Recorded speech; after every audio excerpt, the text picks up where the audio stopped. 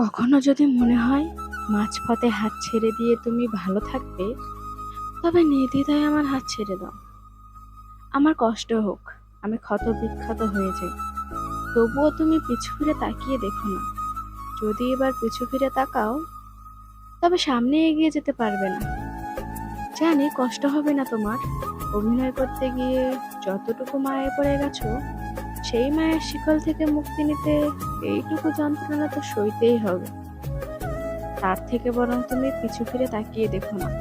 যাবার বেলায় সেই কথাটা বলো না যে ভালো থেকো। ভালো করে জেনে রাখবে, সেই দিন তুমি আমার ভালো থাকার সমস্ত কারণ তোমার সাথে নিয়ে যাচ্ছ। নিয়ম অনিয়ম সবকিছু তখন আমার কাছে বিভ্রান্তিহীন মনে হবে। তবে ভেবো না আমি মরে যাব। ৮-১০টা মানুষের মতো ঠিকই বেঁচে থাকবো, কিন্তু সেই চঞ্চল আমিটা বিলুপ্ত হয়ে যাব। হয়তো কোনো এক পথের বাঁকে যদি পিছন ফিরে তাকাও, সেই দিন দেখবে অনেকটা পরিবর্তন হয়েছে আমার।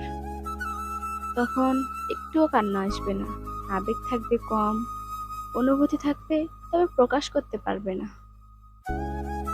তবে এই নির্মম পরিবর্তন কি কখনো আমার কাম্য ছিল না?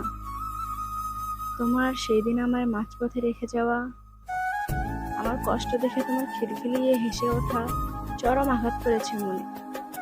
প্রিয় মানুষের সামান্য ভালোবাসা যেমন পাহাড় সমান মনে হয়, তার একটু তুচ্ছতাচ্ছিল্যও পাহাড় সমান মনে হয়। যোগ্য নয় বলে যে অপমানিতের বুকে বিদ্ধ করেছিল সেই দিন, দেহের মৃত্যু নয়, মনের মৃত্যু হয়েছিল সেই দিন। ছদ্মবেশে পাশে ছিলে, বুঝতে পারিনি তাই। হৃদয় মাঝে আঘাত করবে ভাবতেও পারিনি কখনো। আপন আপন করলে কি আর আপন হওয়া যায়? আপন হতে যোগ্যতা লাগে, বেঈমান হতে স্বার্থপরতাই যথেষ্ট মনে হয়।